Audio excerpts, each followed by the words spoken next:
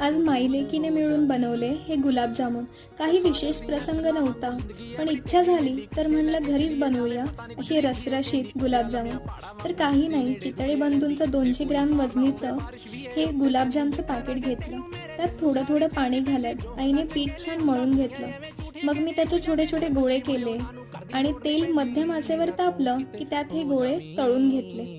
अगदी सोनेरी रंग आला की मग काढून घ्यायचं. दुसरीकडे गुलाबजामुनचा पाक तयार केला. 1 ग्लास साखर व 1 ग्लास पाणी असं घालून पाक तयार झाला. तळलेले गुलाबजामुन त्यात घालून 1 तास मुरवायला ठेवलं आणि अशा पद्धतीने तयार झाले हे आपले गुलाबजामुन.